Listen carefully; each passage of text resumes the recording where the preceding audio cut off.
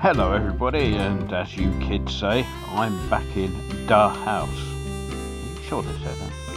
Really? Next up, we face Arsenal away on Boxing Day, or on the Feast of Stephen if you prefer.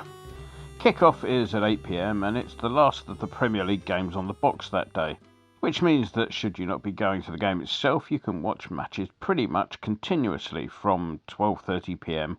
all the way until ours finishes at around 10 p.m. Just as long as you got something called Prime Video. So, Arsenal then. If you can remember that far back, they've had an excellent start to the season. They've won 12, drawn 1 and lost 1 of their 14 played thus far, which leaves them top of the table. A few slip-ups here and there from Manchester City have given them a 5-point cushion at the top. Now, Daisy's research on their activity in the last transfer window, which seems a lifetime away now, doesn't it, suggests that their challenging of the citizens for top slot may not be totally coincidental. Manager Arteta is an alumnus of the blue side of Manchester, and they spent no less than 75 million of His Majesty's pounds up there, bringing in Gabriel Jesus and Alexander Zinchenko. Jesus, who I don't believe is related to the chap whose birthday we're just about to celebrate, was valued at £45 million. Now, it may be my mistake here, but it always seemed to me that he was somewhat in the shadow of Aguero up at Manchester City. Part of the Brazil squad in the World Cup, he made it as far as the group stages until he picked up a knee injury that's serious enough to be keeping him out of action until next February, so he won't be available for selection on Boxing Day. Neither will former Manchester City colleague Zinchenko. The Ukrainian was, in my opinion, one of the unsung heroes of a successful Manchester City squad over the past few years, but he's had a muscular injury of a reassuringly vague and unspecified nature, and there's no news of a possible return. Interesting fact, Zinchenko is a member of the Eastern Orthodox Church, which means he won't be celebrating the birthday of the chap who we don't think was related to Gabriel until 7th of January.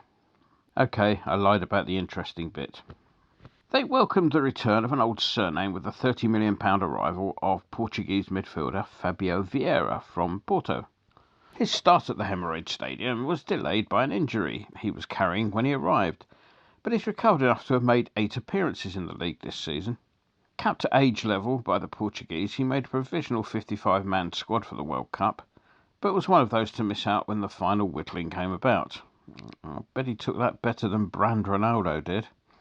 The Portuguese-speaking element in the squad was enhanced by the arrival of one of those players whose name, in stereotypical Brazilian style, has been shortened to the one-word nickname of Marquinhos.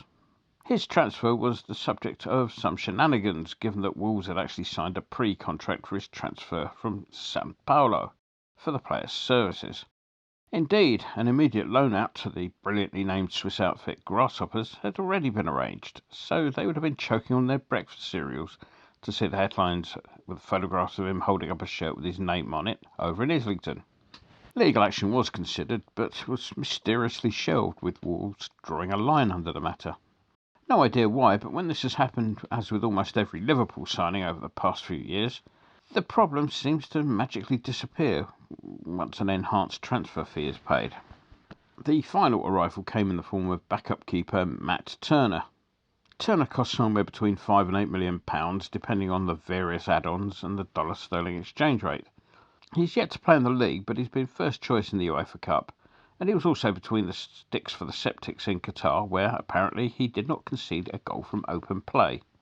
In defence, they'll be bolstered by the return of Ben White, whose reasons for spending less time in Qatar than the Welsh were described as personal, though it seems that that euphemism in this case is code for having a Barney with the coaching team. I suspect his reception from opposition supporters will be interesting. Which brings us on to the wild and wacky world of association football. The World Cup, which for the benefit of our Scottish listeners is a 4-yearly competition held between the best football nations in the world and occasionally Wales, that came and went, and as usual England went out to the first decent team they encountered. However, the refereeing in that particular match did rather leave a lot to be desired, with performances from the officials in the quarter-final being so poor they could have been English. The failure of VAR to overturn some of the more blatant errors in the game is something that raised eyebrows worldwide. There were political machinations aplenty, as teams were threatened with all sorts of sanctions were they to wear unapproved armbands in support of those suffering from Qatar's policy of human rights are fine, but they're not for everyone, with referees being told to issue yellow cards to any transgressors.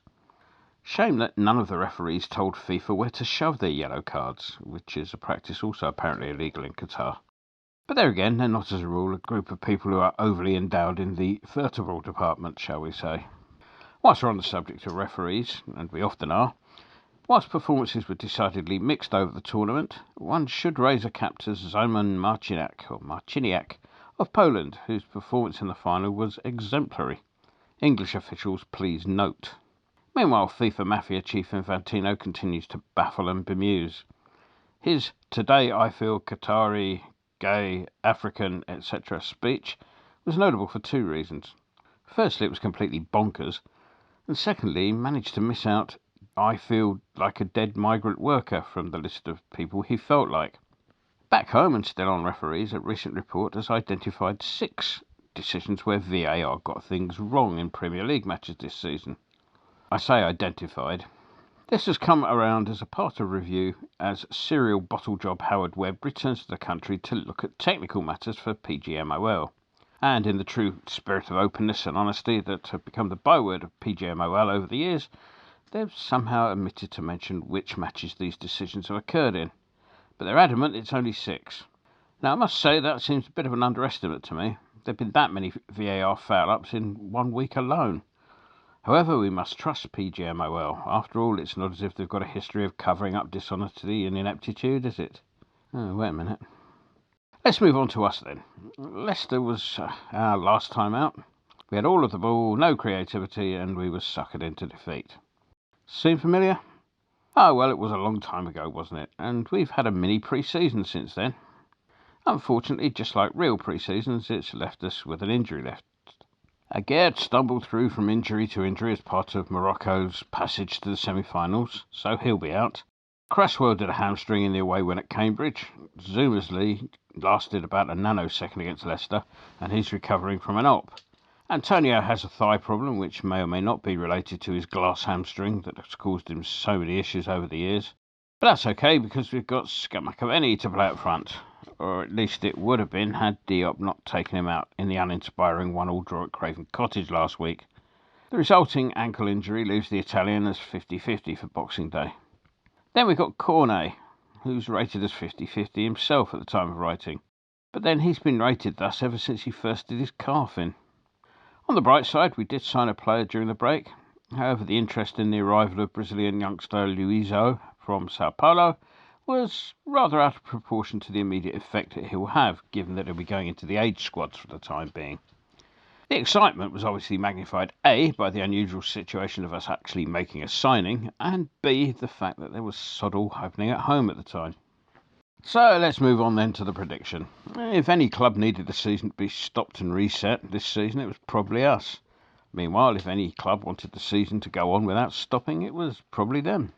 And if we didn't have so many key players with injuries, I might have been a bit more optimistic. However, whilst Jesus will be a big miss for them, I can't see us getting anything out of this one. And we will be back to PGMOL refereeing standards to look forward to. Dives and simulations being rewarded rather than punished as well. So the £2.50 that I was going to send to Infantino because, after all, he feels oppressed, will instead be invested, regrettably, on a home win. I think make it 3-1 to them, please, Mr. Winston. Enjoy the game. Oh, final note, the editor did send some sort of note about wishing you all a happy Christmas, but I used it to light some Molotov cocktails that I sent in the general direction of the last lot of carol singers that headed my way. So I don't know what it said. Bye.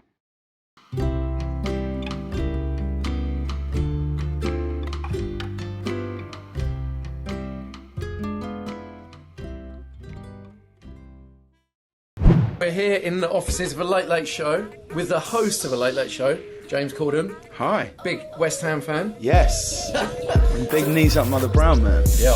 Get on the forum at kumb.com. Come on, you irons.